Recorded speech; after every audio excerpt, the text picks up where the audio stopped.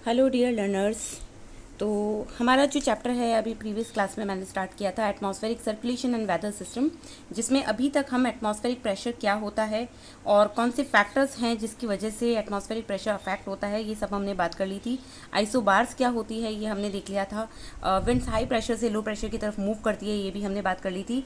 Then we discussed about the world distribution of sea level pressure, जिसमें हमने कुछ pressure belts के बारे में बात की थी कि पूरे वर्ल्ड पे 4 टाइप की प्रेशर बेल्ट्स जो है वो पाई जाती है, जिसमें हमने देखा था कि 2 टाइप की प्रेशर बेल्ट्स होती हैं। First one is thermal induce belts and another one is dynamic belts. Thermal induce belt जो कि तापमान से इफेक्ट होती है, उसमें हमने इक्वेटोरियल लो प्रेशर बेल्ट्स को और पोलर हाई प्रेशर बेल्ट्स को रखा था। जबकि डायनेमिक यानी कि गतिक जो होती है, उसमें हमने सब tropical high pressure belt and सब पोलर लो प्रेशर बेल्ट को रखा था। और डायनेमिक को डायनेमिक इसलिए कहा जाता है क्योंकि इसमें एयर का मूवमेंट जो है वो इसको अफेक्ट करता है। So this was all about the matter which we studied in our previous class. अब आज हम पढ़ने वाले हैं forces affecting the velocity and direction of wind. आज हम ये वाला चीज़ पढ़ने वाले हैं, तो चलिए डिस्कस करते हैं इसके बारे में। बट उससे पहले जो है मैं आपको कुछ चीज़ें वैसे ही वर्बली बताना चाहूँगी नोट से, ताकि आपको चीज़ें क्लियर हो जाए। तो देखिए, कुछ फैक्टर्स होते हैं जो विंड्स की जो स्पीड होती है, उनकी स्पीड यानी कि उनकी वेलोसिटी और उनकी जो डायरेक्शन होती है उसको वो अफेक्ट करती है। कुछ पॉइंट्स ऐसे होते हैं। कौन कौन से फोर्सेस होते हैं? देखिए, पहला फोर्स होता है फ्रिक्शनल फोर्स यानी कि घर्षण बल। फ्रिक्शनल फोर्स बेसिकली क्या करता है, आपको पता है कि ये जो विंड होती है उसकी स्पीड को रिड्यूस करने का काम करता है। कैसे? जब हमारी अर्थ की सरफेस के ऊपर विंड चलती है, हमारी अर्थ के सरफेस पे विंड चलती है, तो रास्ते में कोई भी अगर ऑब्स्टिकल आ जाता है, कोई रुकावट अगर आ जाती है, तो उससे टकराने के बाद में हमारी जो विंड्स चलती हैं वो उनकी स्पीड में कमी आ जाती है।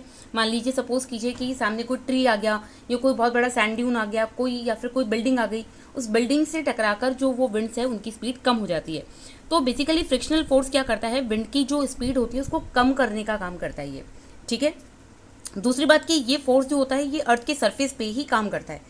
आप जैसे जैसे सरफेस से हाइट पे जाएंगे, ऊंचाई की तरफ जाएंगे यानी स्काई की तरफ, तो वहाँ पर ये फोर्स आपको नहीं मिलेगा, क्योंकि फ्रिक्शनल फोर्सेस क्रिएट करने वाली जो भी चीज़ है वो तो अर्थ के सरफेस पे ही आपको मिलती है, ऊंचाई की तरफ तो नहीं मिलती है। इसलिए ये केवल एक स्पेसिफिक हाइट तक ही काम करता है। इसके बाद में फ्रिक्शनल फोर्स आगे स्काई के अंदर हायर ऑल्टीट्यूड्स पे काम नहीं करता है। ठीक है। तो फ्रिक्शनल फोर्स एक ऐसा फोर्स है जो कि अर्थ की विंड्स की जो स्पीड है उसको इफेक्ट करता है।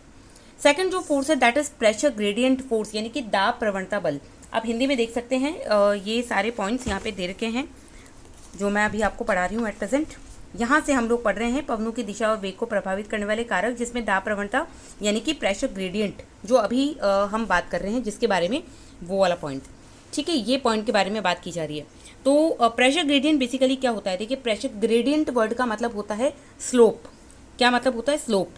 और स्लोप का मतलब आप जानते हैं कि वाटर अगर हम पानी बहाते हैं तो वो हाई स्लोप से लो स्लोप की तरफ, लोअर पार्ट की तरफ फ्लो करता है। वैसे ही विंड्स भी जो होती है वो हाई प्रेशर से लो प्रेशर की तरफ चलती है। ठीक है। सपोज कीजिए कि अर्थ के ऊपर 2 प्लेसेस है, एक ए नाम की प्लेस है, एक बी प्लेस है। ए प्लेस के ऊपर प्रेशर हाई है और बी प्लेस के ऊपर प्रेशर लो है, तो विंड्स हमेशा हाई से लो की तरफ चलती है। तो एक आप देखा ना, यहाँ पे एक स्लोप बन गया। ये स्लोप ही क्या कहलाता है? प्रेशर ग्रेडियंट कहलाता है। ठीक है। जितना ज़्यादा हाई और लो प्रेशर के बीच का डिफरेंस होगा, उतना ज़्यादा प्रेशर ग्रेडियंट यानी दाब प्रवणता ज़्यादा होगी। ठीक है। तो हाई और लो प्रेशर के बीच का डिफरेंस जितना ज़्यादा होगा, उतना ज़्यादा तेज़ी से विंड्स चलती है, उतनी ज़्यादा पावरफुली विंड्स चलती है।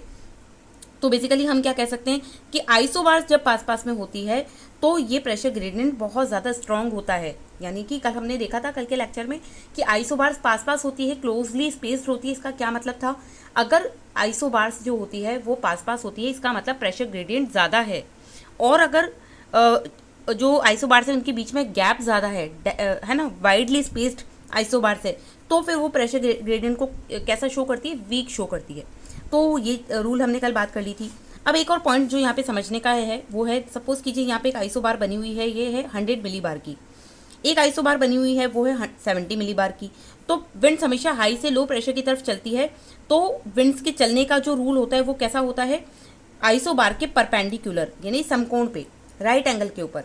तो हमने ये देखा कि pressure gradient is perpendicular to the isobar, यानी कि ये जो दाब प्रवणता बल होता है ये आइसोबार्स के बिल्कुल परपेंडिकुलर चलता है। ठीक है, आप देख सकते हैं यहाँ पे परपेंडिकुलर, क्योंकि विंड्स हाई से लो प्रेशर की तरफ चलती है।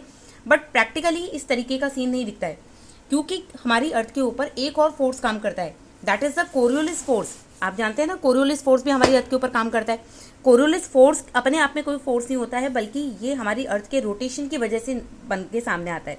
कोई भी रोटेटिंग ऑब्जेक्ट, कोई भी ऐसा मूविंग ऑब्जेक्ट जो अपने एक्सेस पे घूम रहा है, उस एक्सेस पे घूमने वाले ऑब्जेक्ट से एक नया फोर्स निकलता है, that is known as Coriolis force. ठीक है, ये कोरियोलिस फोर्स होता है। और कोरियोलिस फोर्स को 1844 में, आप देख सकते हैं यहाँ पे दे रखा है 1844 में, कोरियोलिस नाम के ही एक फ्रेंच जो साइंटिस्ट थे, उन्होंने इसको डिस्कवर किया था। और ये फोर्स क्या कहता है, इस फोर्स की वजह से जो डायरेक्शंस है हमारे विंड्स की, वो प्रभावित होती है। यानी कि इसकी वजह से नदर्न हेमिस्फीयर में जो विंड्स है वो अपने राइट साइड में, और सदर्न हेमिस्फीयर में विंड्स अपने लेफ्ट साइड के अंदर मूव कर जाती है। तो यही चीज़ है, इसकी वजह से ऐसा होता है। तो अब आपको क्या ध्यान रखना है, किस तरीके से चीज़ें हो रही है, ये आपको समझ में आ गई होंगी। तो ये थोड़ा सा यहाँ पे रॉन्ग हो गया है, इसको यहाँ पे इस साइड बनाना है। हाँ, तो देखिए अब हमने क्या देखा, just a minute, that was the right one, yes यही करेक्ट है यहाँ पर अपने राइट साइड में। सो अफेक्ट, तो ये कोरियोलिस फोर्स बेसिकली किसको अफेक्ट करता है, विंड्स की डायरेक्शन को अफेक्ट करता है, ये उनकी वेलोसिटी को अफेक्ट नहीं करता है। यानी इनकी कोरियोलिस फोर्स की वजह से विंड्स की स्पीड कम या ज़्यादा नहीं होती है, बल्कि क्या होता है, उनकी डायरेक्शन चेंज हो जाती है। अब देखिए, आपको पता है कि विंड्स हाई प्रेशर से लो प्रेशर चलती है, तो देखा जाए तो वो इस तरीके से एकदम स्ट्रेट चलनी चाहिए थी, लेकिन एक्चुअल में ऐसा नहीं होता है।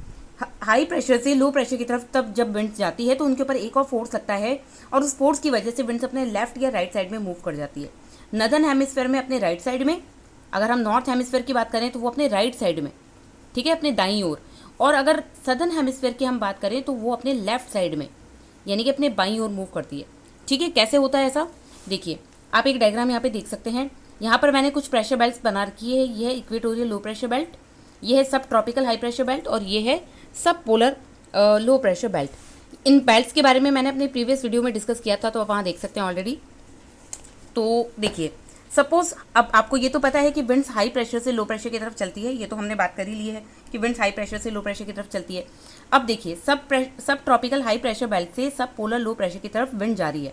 तो देखा जाए तो ए से बी की तरफ जब विंड निकली, चलने के लिए मूव किया उसने, लेकिन वो पहुंची कहाँ पे, B1 वाले पॉइंट पे। क्यों, ऐसा क्यों हुआ, वो ए से बी पे क्यों नहीं पहुंच पाई, वो एकदम स्ट्रेट नहीं पहुंची, क्यों, वो B1 पे पहुंची है। इसका रीज़न ये है कि जैसे ही विंड ने चलना स्टार्ट किया, हाई और लो प्रेशर के डिफरेंस की वजह से उसके ऊपर एक नया फोर्स लग गया, that is known as Coriolis force. तो इस फोर्स की वजह से ही विंड अपने राइट साइड में मुड़ गई। ठीक है, इस विंड का राइट साइड कौन सा होगा, जिस साइड में विंड का फेस होता है, फेस इन द सेंस कि जहाँ पे एरो आपने लगाया है, तो एरो जिस साइड में लगाया है उधर की साइड उसका फेस है, और उसका राइट साइड ये होगा नॉर्थ हेमिस्फीयर में, तो ये अपने राइट साइड में मूव कर गई। ठीक है, तो इस तरीके से वो बी पे ना पहुंच के B1 पे पहुंची। एग्जैक्टली आपको क्लियर होगा। तो ये क्यों हो रहा है, क्योंकि हमारी अर्थ रोटेशन कर रही है, घूर्णन कर रही है, जिसकी वजह से ये वाला जो पार्ट है ये भी रोटेशन कर रहा है, और साथ में ये वाला पार्ट भी तो रोटेशन कर रहा है, क्योंकि अर्थ तो एक साथ ही रोटेट कर रही है। तो ए वाले पॉइंट से अगर मान लीजिए आपने विंड को छोड़ा, तो वो बी पे नहीं पहुंचेगी, बल्कि वो B1 पे पहुंचेगी। उसका रीज़न ये है क्योंकि हमारे अर्थ का जब ये वाला पॉइंट मूव कर रहा होगा, तब ये वाला पार्ट भी, जैसे ही ए से विंड वहाँ तक पहुंचेगी, तब तक बी वाला जो पॉइंट है वो B1 पे आ चुका होगा। ठीक है, इसलिए यहाँ पर जो कोरियोलिस फोर्स की वजह से हमारी विंड जो है वो बी पे ना पहुँच के B1 पे पहुँचती है, और अपने राइट साइड में मूव कर जाती है। तो ये हमने पढ़ लिया। अब एक और पॉइंट आपको समझना है कि विंड्स हमेशा हाई प्रेशर से लो प्रेशर चलती है, तो इस पॉइंट को, इस लाइन को क्या कहेंगे, प्रेशर ग्रेडियंट। ये तो अभी हमने बात कर ही ली थी कि हाई प्रेशर से लो प्रेशर की तरफ विंड जाती है, तो इसको हम क्या बोलते हैं, प्रेशर ग्रेडियंट बोलते हैं। बट कोरियोलिस फोर्स जो होता है वो हमेशा इस प्रेशर ग्रेडियंट के ऊपर परपेंडिकुलर होता है। आप देख सकते हैं ना, मान लीजिए आपने ऐसे एक लाइन बनाई है, तो इसके ऊपर ये परपेंडिकुलर ऐसे बनेगा, राइट एंगल पे बनेगा। तो ये एक नियम होता है, फिक्स एक रूल है कि प्रेशर ग्रेडियंट के परपेंडिकुलर होता है कोरियोलिस फोर्स। ये रूल है, लेकिन प्रैक्टिकली ऐसा नहीं होता है। प्रैक्टिकली क्या होता है, प्रैक्टिकली जो विंड्स चलती है उनका पाथ इन दोनों के लगभग मिडिल में होता है, इस तरीके से विंड्स चलती है। तो अगर आप देखिए कि यहाँ पे इस विंड को मैं बिल्कुल ऐसे मुड़ा दूँ, एकदम ऐसे टर्न कर दूँ, तो ऐसा प्रैक्टिकली अर्थ के सरफेस पे पॉसिबल नहीं होता है। इसलिए कोरियोलिस फोर्स के डायरेक्शन में विंड्स ना जाके, बल्कि इसके इन दोनों के बीच का मिडिल पाथ जो है उसको वो विंड फॉलो करती है, इसलिए विंड इस तरीके से मूव कर जाती है। ठीक है, तो अभी हम ये रूल पढ़ेंगे कि जो कोरियोलिस फोर्स होता है वो प्रेशर ग्रेडियंट के बिल्कुल परपेंडिकुलर होता है, तो ये हमें ध्यान रखना है। फिर नेक्स्ट पॉइंट एक और देखिए, deflection is more when wind velocity is high. अब विंड्स कितना ज़्यादा टर्न होगी, कितना ज़्यादा मुड़ेगी, ये किस पे डिपेंड करता है, ये विंड की स्पीड पे डिपेंड करता है। जैसे कि जैसे मान लीजिए कि कार जो है वो बहुत ज़्यादा स्पीड में चल रही है, तो जैसे ही कार किसी मोड़ के ऊपर टर्न होगी तो उसमें अंदर बैठे हुए लोग भी उतना ज़्यादा ही टर्न हो जाएंगे, क्योंकि जो गाड़ी चल रही है उस गाड़ी की जो स्पीड है वो बहुत ज़्यादा हाई है। तो ऐसा इसीलिए होता है क्योंकि जो विंड की वेलोसिटी जितनी ज़्यादा होगी उतना ही ज़्यादा उसमें डिफ्लेक्शन होगा, यानी विक्षेपण उतना ज़्यादा होगा उसमें। फिर नेक्स्ट एक और पॉइंट पे बात करते हैं। देखिए ये सारे पॉइंट्स अभी एनसीईआरटी में हम लोग डिस्कस करेंगे, बट मैंने यहाँ पे आपको शॉर्ट में 1 बाय 1 समझा दिए हैं, तो बुक से पढ़ने में फिर इतना ज़्यादा टाइम नहीं लगेगा। Coriolis force is directly proportional to the angle of latitude as it is maximum at the poles and zero at the equator. अगर हम बात करें कि सबसे ज़्यादा और सबसे कम कोरियोलिस फोर्स कहाँ लगता है, तो सबसे ज़्यादा कहाँ लगता है, 90 डिग्री पोल्स के ऊपर, और 0 डिग्री पे ये खुद 0 होता है। तो समझने का मतलब ये हुआ कि 0 डिग्री पे 0, और जैसे जैसे आप हायर लैटिट्यूड्स की तरफ जाएंगे वैसे वैसे ये कोरियोलिस फोर्स भी मैक्सिमम होता जाएगा, बढ़ता जाएगा। तो सबसे ज़्यादा कहाँ होगा, पोल्स पे, और सबसे कम कहाँ होगा, 0 डिग्री पे। ऐसा इसलिए होता है क्योंकि हमारी जो 0 डिग्री वाला जो लैटिट्यूड है ये सबसे बड़ा सर्कल है, ये ग्रेट सर्किल है, और जितना ज़्यादा बड़ा कोई सर्किल होगा उसके ऊपर कोई भी चीज़ होगी उसके घूमने की जो उसमें जो विक्षेपण आता है, उसमें जो डिफ्लेक्शन आता है वो इतना ज़्यादा नहीं होता है। जबकि अगर कोई प्लेस जो है वो एक डॉट है, क्योंकि पोल्स तो आपको पता है कोई लाइन नहीं है बल्कि एक डॉट ही है, पूरी बिंदु के रूप में है। तो एक डॉट को जब आप घुमाते हैं इस तरीके से, मान लीजिए कि अगर आप अपनी पेंसिल को इस तरीके से घुमाएंगे तो अपने पास में खड़ी हुई जो चीज़ें होगी, अपने आसपास में जो चीज़ें होंगी वो ज़्यादा तेज़ी से घूमेगी। तो 0 डिग्री का जो सर्किल है वो बेसिकली बड़ा है, इसलिए कोरियोलिस फोर्स यहाँ पे ऑलमोस्ट 0 होता है। जबकि जो पोल्स हैं, पोल्स एक डॉट के रूप में है, इसलिए वहाँ पर जो कोरियोलिस फोर्स होता है वो मैक्सिमम होता है। तो आई होप आपको क्लियर हो गई हुई चीज़ें। अब इसके बाद में हम बात करते हैं नेक्स्ट पॉइंट पे। चलिए अब बुक से पढ़ लेते हैं जल्दी से, ताकि चीज़ें जो है फटाफट से कंप्लीट हो जाए। सो यस, आते हैं हम अपने पॉइंट पे। Factors affecting the velocity and the direction of wind. You already know that the air is set in the motion due to the differences in atmospheric pressure. आपको पता है कि जो विंड्स है वो एटमॉस्फेरिक प्रेशर में difference की वजह से चलती है, ठीक है, क्योंकि कहीं पे हाई प्रेशर होता है, कहीं पे लो प्रेशर होता है, इसलिए ही विंड्स जो है वो चलती हैं। The air in motion is called wind. आपको ये भी मैंने पहले बता दिया था कि जो विंड्स वो होती है जब एयर में कोई मोशन होता है, कोई मूवमेंट होता है, तो उसे हम क्या बोलते हैं, उसे हम विंड बोल देते हैं। Next, the wind blow from high pressure to low pressure. ये भी हम इतनी देर से पढ़ते आ रहे हैं, तो आई होप आपको ये तो रटी गई होगी बात। The wind at the surface experiences friction. अब यहाँ पे फ्रिक्शनल फोर्स की बात हो रही है। अभी मैंने आपको बताया था कि फ्रिक्शनल फोर्स वो होता है जो अर्थ की जो विंड की जो स्पीड होती है उसको रोकने का या कम करने का काम करता है, और ये बेसिकली सरफेस के ऊपर ही लगता है, ठीक है। And the force exerted by the rotation of the earth is known as Coriolis force. ये भी अभी मैंने आपको बताया था कि हमारी अर्थ रोटेशन करती है, उससे एक न्यू फोर्स बनता है, that is known as Coriolis force, उसको कोरियोलिस फोर्स बोलते हैं। So the horizontal winds near the earth surface respond to the combined effect of 3 forces. इसलिए हमारी अर्थ के ऊपर जो हमें विंड्स चलती हुई दिखाई देती है एक जगह से दूसरी जगह पे, उसके चलने के लिए 3 फैक्टर्स रिस्पॉन्सिबल होते हैं। कौन कौन से हैं वो? First one is pressure gradient. तो ये रहा प्रेशर ग्रेडियंट, इसके बारे में अभी हमने बात की थी। प्रेशर ग्रेडियंट यानी स्लोप, और ग्रेडियंट प्रेशर ग्रेडियंट बेसिकली होता क्या है, अभी मैंने आपको बताया था कि हाई प्रेशर से लो प्रेशर की तरफ विंड्स जब चलती है तो उनके बीच में एक स्लोप बनता है, उस स्लोप को ही हम प्रेशर ग्रेडियंट बोलते हैं। और ये प्रेशर ग्रेडियंट जो है वो एटमॉस्फेरिक प्रेशर के डिफरेंसेस की वजह से आता है।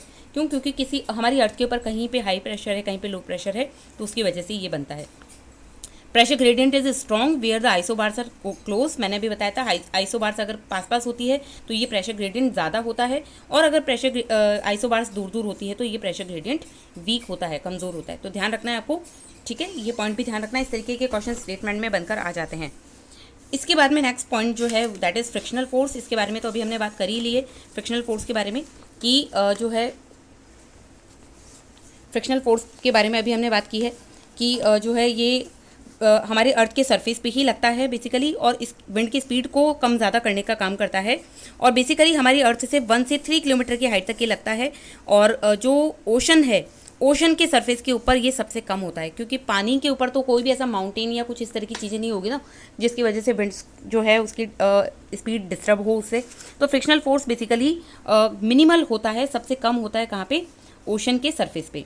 फिर नेक्स्ट आता है कोरियोलिस फोर्स। इसके बारे में भी अभी हमने बात की है कि जो रोटेशन करती है हमारी अर्थ उसकी वजह से अर्थ अपने एक्सिस पे जो रोटेशन करती है उसकी वजह से विंड्स की जो डायरेक्शन है वो इफेक्ट होती है।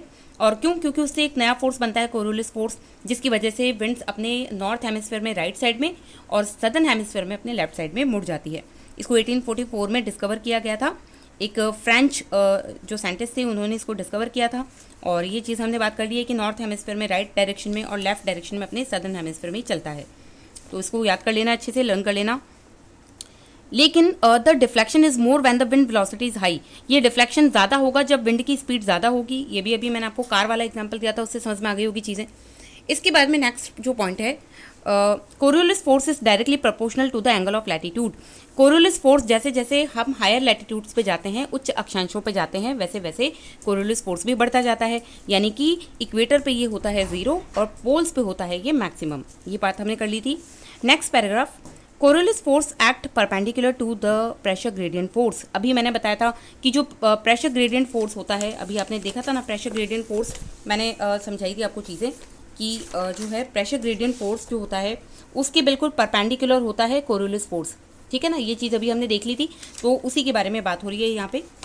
The Coriolis force act perpendicular to the pressure gradient force. The pressure gradient force is perpendicular to an isobar.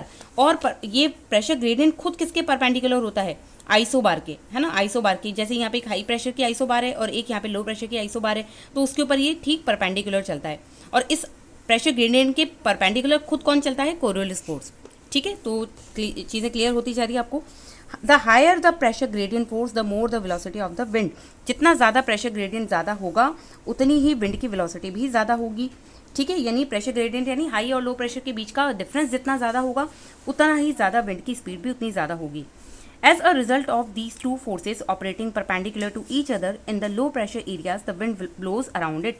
और अगर आप देखते हैं कि जो लो प्रेशर एरियाज है उसमें वहाँ से लो प्रेशर की तरफ जो हाई प्रेशर से विंड्स है वो तेज़ी से जाती है और मूव करती है। इक्वेटर पे कोरियोलिस फोर्स 0 होता है और जो है जैसे जैसे हम हाई लैटिट्यूड्स पे जाते हैं वैसे वैसे ये बढ़ता जाता है।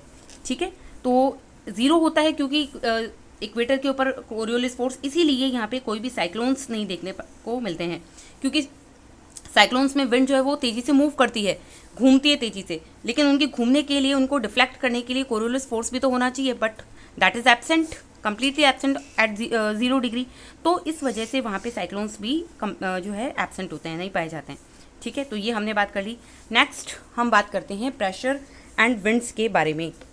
प्रेशर एंड विंड्स के बारे में बात कर लेते हैं।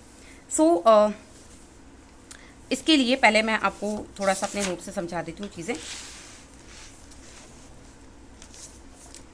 एक कंसेप्ट आता है, देखिए, जियोस्ट्रॉफिक विंड्स के बारे में। जियोस्ट्रॉफिक में जियो का मतलब होता है अर्थ, ट्रॉफी का मतलब होता है टर्निंग, यानी कि अपर एटमॉस्फेयर में, यानी सरफेस से ऊपर हाइट पे, ऊंचाई पर विंड्स चलती है। ठीक है, और सरफेस से कितना ऊंचाई पे? 2 से 3 किलोमीटर की हाइट के ऊपर कुछ विंड्स चलती है जिनको हम बोलते हैं geostrophic winds. But in winds के ऊपर 3 जो अभी हमने फोर्सेस पढ़े थे, एक तो फ्रिक्शनल फोर्स पढ़ा था, एक प्रेशर ग्रेडियंट पढ़ा था और एक कोरियोलिस फोर्स पढ़ा था। तीनों में से इस पर केवल 2 ही फोर्सेस लगते हैं, फ्रिक्शनल फोर्स इसके ऊपर नहीं लगता है। क्यों नहीं लगता है? क्योंकि अभी मैंने आपको बताया था कि 2 से 3 किलोमीटर की हाइट के ऊपर तो फ्रिक्शनल फोर्स काम ही नहीं करता है, इसलिए बाकी की जो दोनों फोर्सेज है वो ही इन विंड्स पे लगते हैं। और ये विंड्स कैसी होती है? ये विंड्स आइसोबार के बिल्कुल पैरेलल चलती है। ठीक है ना, जिधर आइसोबार जा रहा है उसी के बिल्कुल समानांतर पैरेलल चलती है ये विंड्स। तो इन्हें क्या कहा जाता है? जियोस्ट्रॉफिक विंड्स कहते हैं हम लोग। तो चलिए एक बार देख लेते हैं बुक से। The velocity and direction of the winds are the net result of the wind generating force. तो बेसिकली विंड्स की जो डायरेक्शन होती है और उनकी जो स्पीड होती है वो किसका रिजल्ट होती है? वो एक्चुअली विंड के चलने के लिए रिस्पॉन्सिबल जो फोर्सेज होते हैं उनका रिजल्ट होती है। Winds in the upper atmosphere में जो विंड चलती है 2 से 3 किलोमीटर की हाइट पे, उन पर कोई भी फ्रिक्शनल फोर्स नहीं लगता है और इसलिए उन पर केवल 2 ही फोर्सेस काम करते हैं, that is pressure gradient and Coriolis force. इन दोनों फोर्सेस की वजह से एक नई विंड चलती है, that is known as geostrophic winds. उन्हें क्या कहा जाता है? उन्हें जियोस्ट्रॉफिक विंड्स कहते हैं। ठीक है, आप देख सकते हैं ये यहाँ पे बना रखी है जियोस्ट्रॉफिक विंड्स। ये जैसे मान लीजिए कि 708 मिलीबार की एक यहाँ पे आइसोबार है, उसके बिल्कुल पैरेलल ये विंड चल रही है उसके पैरेलल बिल्कुल ये विंड चल रही है। इसी विंड को हम क्या कह देते हैं? जियोस्ट्रॉफिक विंड कह देते हैं। ऐसे यहाँ पर भी आप देख सकते हैं कि ये विंड चल रही है, इसको ही हम क्या कह देंगे? ये इसके पैरेलल चल रही है, इसको हम क्या कहेंगे? जियोस्ट्रॉफिक विंड कह देंगे। तो आई होप आपको क्लियर हो गई होगी चीज़ें कि जियोस्ट्रॉफिक विंड्स क्या होती है। फिर इसके बाद में हम आते हैं नेक्स्ट पॉइंट पे। The wind circulation around a low is called cyclonic circulation. अब देखिए साइक्लोन और एंटी साइक्लोन क्या होते हैं, थोड़ा सा मैं आपको बता देती हूँ एक बार। देखिए साइक्लोन एक ऐसा एरिया होता है जिसके सेंटर में लो प्रेशर होता है, ठीक है, और दूर ऐसा एरिया जहाँ पे हाई प्रेशर होता है, हाई प्रेशर से लो प्रेशर की तरफ विंड्स हमेशा चलती है, ठीक है। तो आप देखिए हाई प्रेशर से लो प्रेशर की तरफ विंड्स आ रही है, यहाँ पे भी हाई से लो प्रेशर की तरफ विंड्स आ रही है, और यहाँ विंड आकर जब इकट्ठी हो जाएगी तो वो ऊपर की तरफ उठेगी, ऊपर की तरफ राइज कर जाएगी, राइज करने के बाद में दो अलग अलग डायरेक्शन के अंदर डाइवर्ज हो जाएगी, डाइवर्ज हो गई तो सरफेस पे तो क्या हो रहा है, कन्वर्जेंस हो रहा है, यानी दो अलग अलग डायरेक्शन से विंड्स आ रही है, मिल रही है। लेकिन जैसे ही वो ऊपर उठती है तो वो दो डिफरेंट डायरेक्शन में चली जाती है, जिसको हम बोलते हैं डाइवर्जेंस। तो साइक्लोन में सरफेस पे तो क्या होता है, कन्वर्जेंस होता है, यानी अभिसरण होता है, और ऊपर जैसे ही वो ऊपर आसमान में चली जाती है तो वहाँ पर क्या होता है, अब डाइवर्जेंस होता है। तो विंड्स में, तो साइक्लोन में बेसिकली लो प्रेशर होता है सेंटर में, जबकि जो एंटी साइक्लोन होते हैं उनमें सेंटर में क्या होता है, हाई प्रेशर होता है, ठीक है। तो आप देख सकते हैं कि एंटी साइक्लोन में, ये एंटी साइक्लोन की कंडीशन बनाई है मैंने यहाँ, इसके सेंटर में हाई प्रेशर है, तो हाई प्रेशर से लो प्रेशर की तरफ विंड्स जा रही है। तो एंटी साइक्लोन में आपको सेंटर पे क्या दिखाई देगा, डाइवर्जेंस दिखाई देगा, और जो दूसरे एरियाज है वहाँ से विंड्स आकर इसके ऊपर बैठेगी, डिसेंट करेगी, तो यहाँ पर क्या होगा, कन्वर्जेंस होगा। तो दोनों में दो अलग अलग बातें हैं यहाँ पे। अब इनकी डायरेक्शन की बात करते हैं। ये एक टेबल आपकी बुक में दी हुई है, जिसपे लास्ट ईयर जो आपका लैब असिस्टेंट का पेपर आया था उसमें क्वेश्चन पूछा भी था कि साइक्लोन्स जो होते हैं उनकी डायरेक्शन नॉर्थ हेमिस्फीयर में कौन सी होती है। तो ध्यान रखना है एंटी क्लॉकवाइज होती है, जबकि सदर्न हेमिस्फीयर में कैसी होती है, क्लॉकवाइज होती है। ये क्वेश्चन लैब असिस्टेंट में आ चुका है, तो ध्यान रखें इस चीज़ को। और कैसे होती है वो आप यहाँ पे देख सकते हैं, मैंने बना रखा है। अगर हम साइक्लोन की बात करें तो लो प्रेशर होता है सेंटर में, और बाहर से विंड्स जो है वो लो प्रेशर की तरफ आती है, लेकिन नॉर्थ हेमिस्फीयर में आपको पता है विंड्स अपने राइट साइड में मूव कर जाती है। तो यहाँ राइट साइड में मुड़ गई, इसमें भी ये विंड अपने राइट साइड में मुड़ गई, इसमें भी ये विंड अपने राइट साइड में, और इसमें भी ये विंड अपने राइट साइड में मुड़ गई। तो ओवरऑल आपको कैसा पैटर्न देखने को मिल रहा है, घड़ी की सुई के उल्टी दिशा में, यानी कि एंटी क्लॉकवाइज। जबकि सदर्न हेमिस्फीयर में क्या होगा, सदर्न हेमिस्फीयर में विंड्स अपने लेफ्ट साइड में मुड़ती है, अपने लेफ्ट साइड में मुड़ जाती है, इस तरीके से, ये इस तरीके से। तो आपको ओवरऑल कैसा पैटर्न दिखाई दे रहा है, ये क्लॉकवाइज। तो सदर्न हेमिस्फीयर में जो साइक्लोन होता है वो क्लॉकवाइज होता है, क्लॉकवाइज यानी घड़ी की सुई के अनुसार, और इसमें होता है anti clockwise, anti clockwise, anti clockwise. और ये बिल्कुल इसका उल्टा होता है, ठीक है, एंटी साइक्लोन बिल्कुल साइक्लोन का उल्टा होता है। तो आई होप आपको आज का ये जो लेक्चर है वो पसंद आ गया होगा और समझ में आ गई होगी चीज़ें। थोड़ा सा मैंने फास्ट करवाने की कोशिश की है, तो जो है आप लोग इन वीडियो को बार बार देखिए, ताकि चीज़ें और अच्छे से आपको क्लियर होती जाएगी। और प्रीवियस वीडियो अगर आपने नहीं देखा ना, तो आपको आगे की वीडियो को समझने में डेफिनेटली प्रॉब्लम आएगी ही आएगी। तो हमारे नेक्स्ट लेक्चर में हम लोग बात करेंगे general circulation of the atmosphere. Till then अच्छे से रिवाइज कीजिए और पढ़ते रहिए चीज़ों को।